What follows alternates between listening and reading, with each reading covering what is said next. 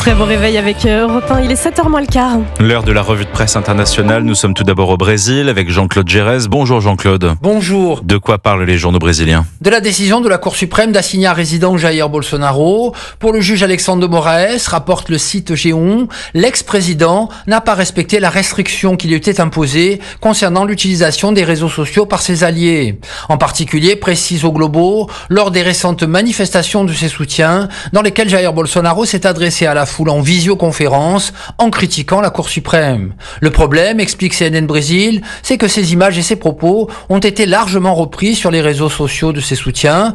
Déjà porteur d'un bracelet électronique et interdit de sortir de son domicile, l'horizon judiciaire de Jair Bolsonaro s'est considérablement obscurci, estime la Folha de São Paulo, lui qui encourt une peine de 40 ans de prison pour tentative de coup d'État. Nous partons maintenant au Royaume-Uni, retrouver Sarah Menaille. De quoi parlent les journaux britanniques? De l'abaissement de l'âge légal du droit de vote à 16 ans en Angleterre et en Irlande du Nord. La station de radio LBC évoque un tremblement de terre, une révolution électorale.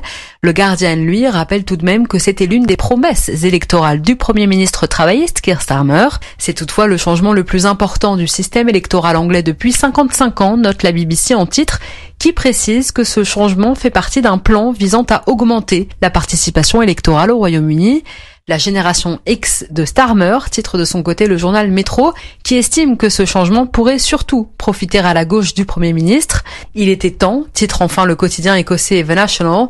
En effet, depuis 2015, les Écossais de 16 et 17 ans ont eux déjà le droit de voter aux élections locales et parlementaires. Dernière étape ce matin en Inde avec Léa Ojal. Qu'est-ce qui fait la une des journaux indiens ce matin, Léa?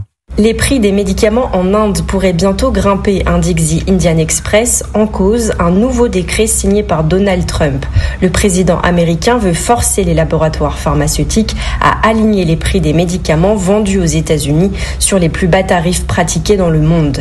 Une politique dite de nation la plus favorisée qui vise à faire baisser les coûts pour les patients américains, parfois jusqu'à 80%, mais qui risque d'avoir des répercussions ailleurs. Selon des experts du commerce international, les géants du secteur pourraient désormais faire pression sur des marchés comme l'Inde où les prix sont très bas pour les faire monter, car ce sont justement ces tarifs qui serviront de référence pour les États-Unis.